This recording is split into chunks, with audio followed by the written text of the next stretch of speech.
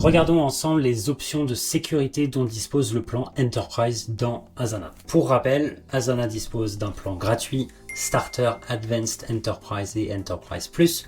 Aujourd'hui, je vais me focaliser sur Enterprise.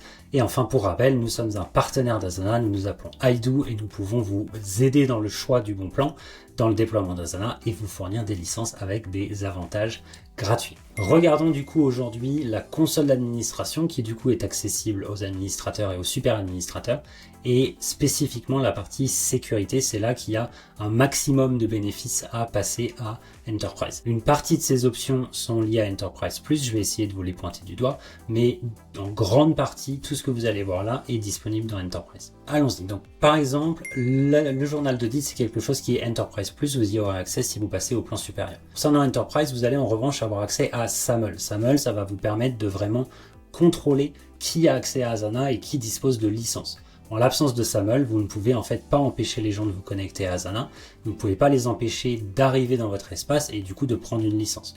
Vous avez toujours l'opportunité de faire du ménage régulièrement, mais pas forcément de contrôler de manière très fine qui a le droit à des licences et c'est à ça que SAML va servir. Vous pouvez également forcer les gens à avoir une autorisation à 2 facteurs pour renforcer la sécurité lorsque les personnes accèdent à Asana. Je rentre pas dans tous les détails des fonctionnalités. Si vous avez des besoins très spécifiques, n'hésitez pas à nous envoyer vos cahiers des charges. C'est vraiment notre métier, c'est à ça que sert un partenaire.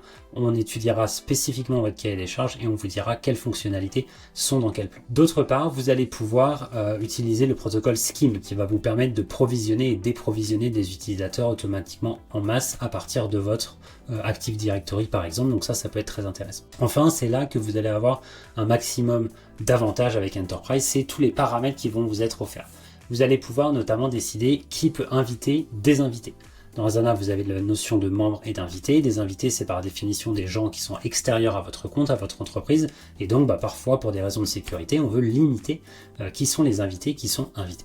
Et donc, vous pourriez empêcher des invités d'inviter d'autres invités et ne permettre que des administrateurs ou des membres à faire cela. Vous allez pouvoir définir les paramètres par défaut de visibilité d'un projet ou de visibilité d'une équipe. Ça peut être intéressant, notamment si vous voulez pour certaines raisons que des équipes soient toujours privées par défaut. Alors les personnes pourront toujours faire un choix qui est différent, mais par contre par défaut, ce sera le bon choix, en tout cas celui que vous aurez décidé. Vous allez pouvoir empêcher certaines options d'ajout de pièces jointes. Vous pourrez empêcher l'utilisation de Box, de Dropbox, de Google Drive par exemple, si ce sont des logiciels que vous n'avez pas autorisés en interne. Vous allez pouvoir désactiver les liens en lecture seule.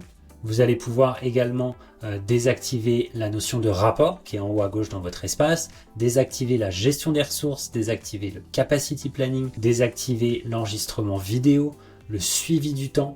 Tout cela, vous allez pouvoir le désactiver. Alors vous allez me dire, mais pourquoi, à quoi ça sert? En fait, l'idée, c'est de réduire le périmètre fonctionnel de l'application et de s'assurer que l'adoption est bonne avant de rajouter des briques. Parce que parfois, les utilisateurs vont se jeter sur certaines fonctionnalités sans être forcément formés correctement.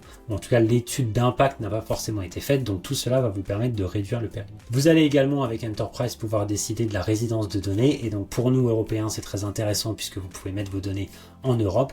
Et du coup, vous assurer que vous respectez la RGPD. N'hésitez pas si vous avez des questions spécifiquement sur Asana et la RGPD. J'ai toute une explication qui est prête pour vous partager en fait la manière dont Asana applique la RGPD. Et enfin, une section entière dédiée à l'application mobile où vous allez pouvoir encore une fois désactiver un certain nombre de choses, désactiver les captures d'écran, désactiver les copier-coller, enfin les empêcher dans l'application mobile, empêcher certains ajouts de pièces jointes, désactiver éventuellement le widget ou forcer une authentification biométrique sur l'application mobile. Encore une fois, tout cela n'est qu'un aperçu des fonctionnalités. Enterprise a des nouvelles fonctionnalités régulièrement et toute la valeur d'Enterprise n'est pas que dans la console d'administration, il y en a aussi dans les fonctionnalités que j'appelle utilisateurs, les actions groupées, le plan de capacité, la gestion universelle des ressources, tout ça c'est des fonctionnalités dont dispose le plan Enterprise.